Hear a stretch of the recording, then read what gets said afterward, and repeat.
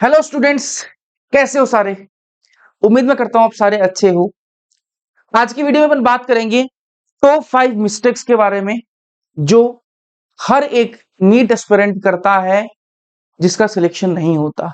जिनका सिलेक्शन होता है वो ये गलतियां नहीं करते हैं, जिनका नहीं होता है वो ये गलतियां करते हैं। और ये गलतियां आप जब तक करते रहोगे, मैं आज लिख के दे रहा हूं, पूरी जिंदगी आप नीट अटेम्प्ट करते रहना, सिलेक्शन कभी नहीं होगा।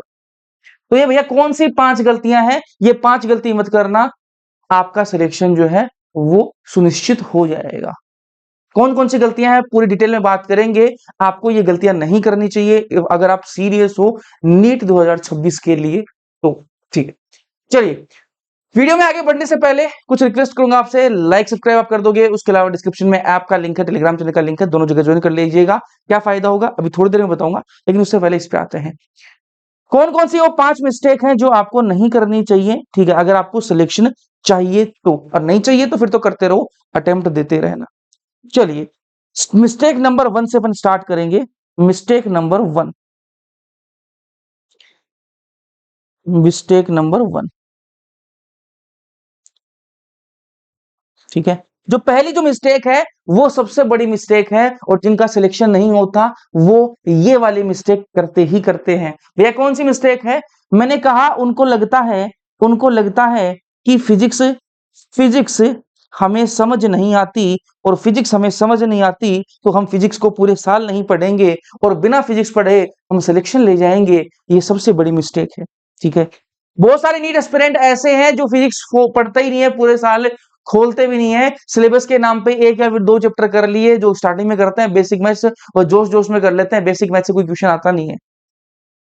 यूनिट डायमेंशन कर लिया, ठीक है, जो वो 2-3 चैप्टर करते हैं और उसके बाद में भी वो लास्ट तक उसको भी भूल जाते हैं, उससे भी कोई एक क्वेश्चन आया वो भी नहीं कर पाते।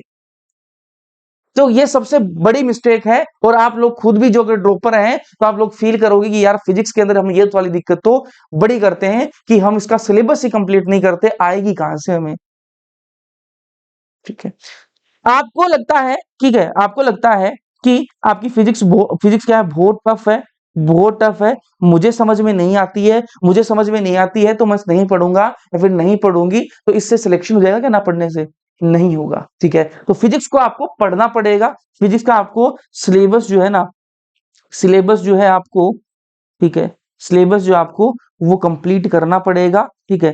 ना सिर्फ कंप्लीट करना पड़ेगा, आपको क्वेश्चन प्रैक्टिस जो है वो करनी पड़ेगी, ठीक है। तो ये सॉल्यूशन भी हो गया इस मिस्टेक का, क्वेश्चन प्रैक्टिस भी आपको करनी पड़ेगी।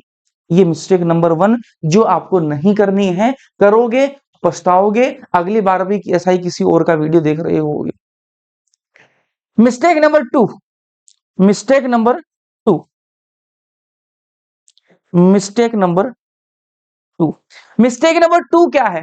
तो मिस्टेक नंबर 2 ये है कि बहुत सारे बच्चों को दिमाग में ये लगता है कि मुझे तो बायोलॉजी आती है, मुझे तो केमिस्ट्री आती है, ये तो आसान है, ये तो मैं कर लूंगा, और ये कर लूंगा आसान है, कर लूंगा, और लास्ट में उनकी हालत ये होती है कि बायोलॉजी भी उनको नहीं आती।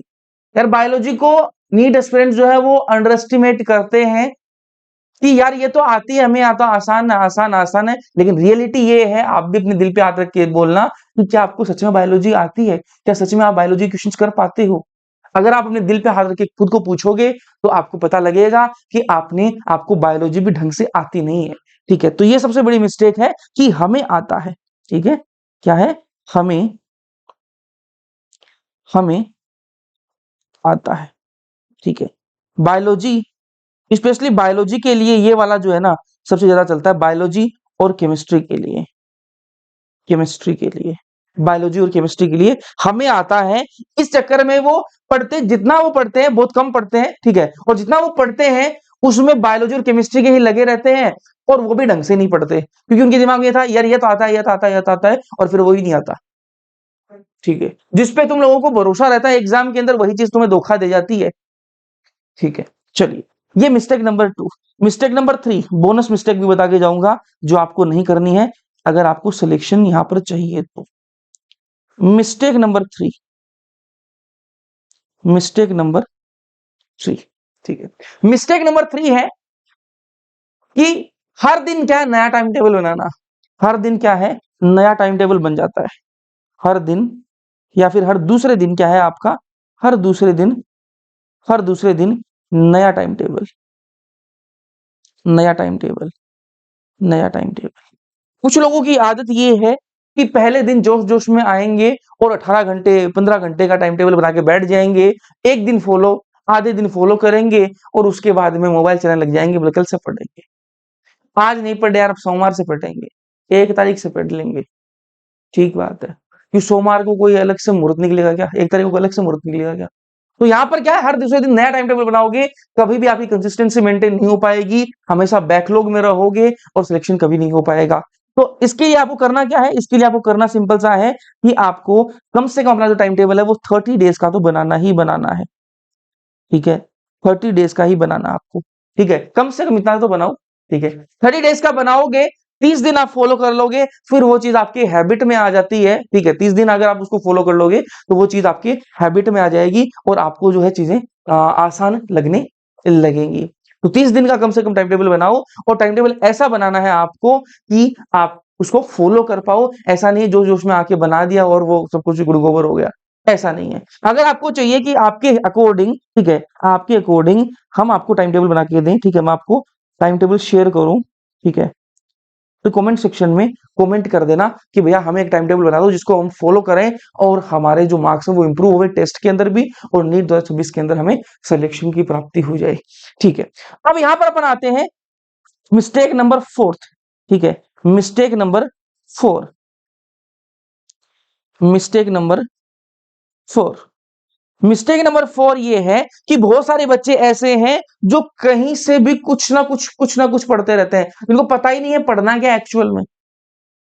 ये किताब देख ली, सुंदर लग रही है ऊपर से, मंगवा तो लेते हैं, पढ़ेंगे नहीं बाद में, ठीक है।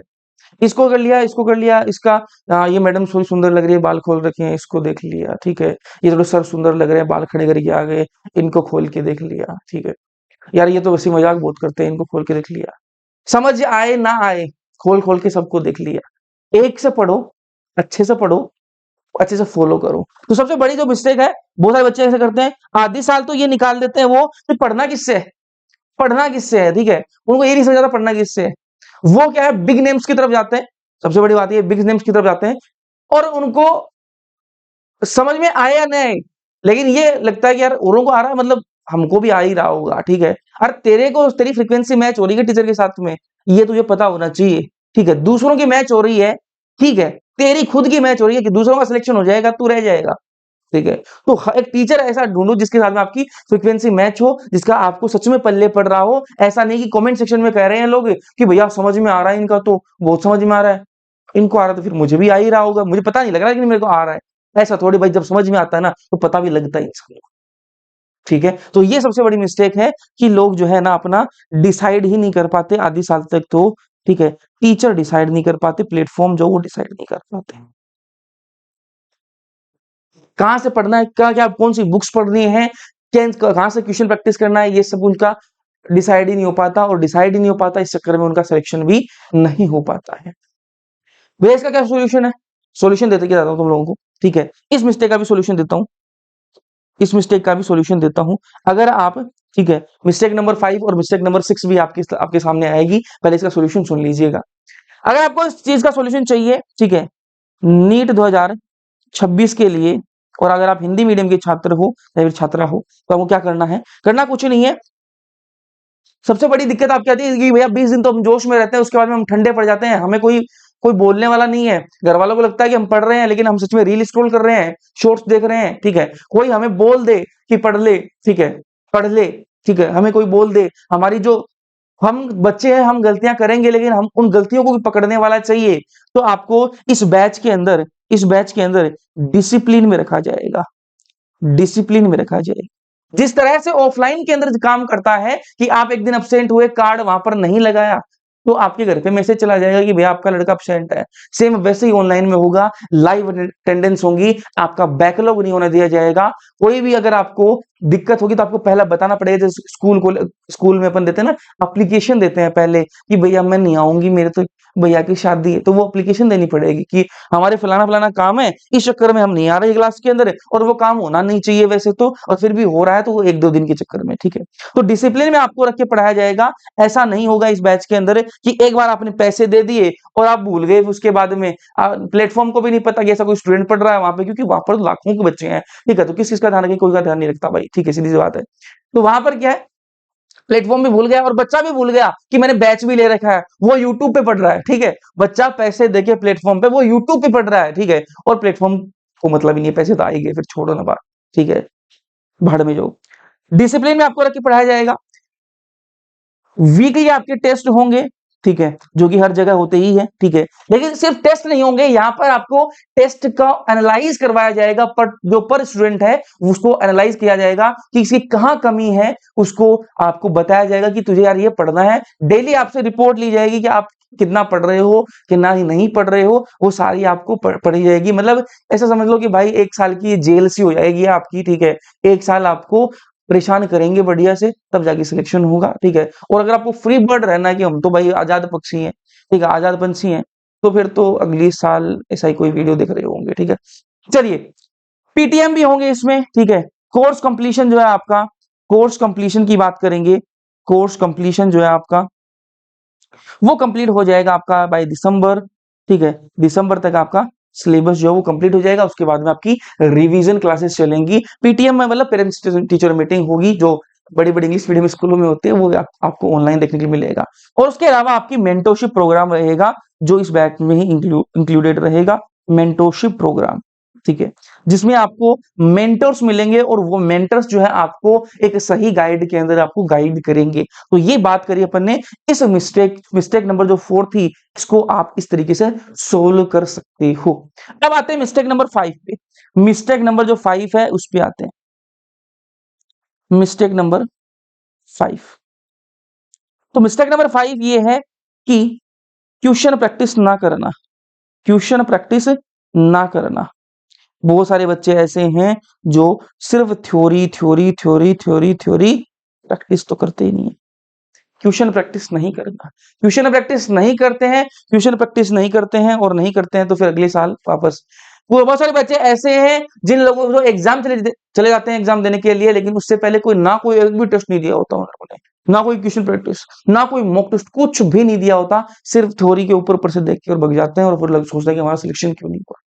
ऐसे नहीं होता है, ठीक है। तो क्वेश्चन प्रैक्टिस आपको करनी पड़ेगी, अच्छी जगह से करनी पड़ेगी, अच्छे क्वेश्चंस की क्वेश्चन प्रैक्टिस आपको करनी पड़ेगी। जिस प्रकार का लेवल आ रहा है एग्जाम का, उस हिसाब से आपको क्वेश्चन प्रैक्टिस करनी पड़ेगी। अच्छा, मिस्टेक नंबर 6 पे आते हैं। मिस्टेक नंबर 6 पे आते हैं।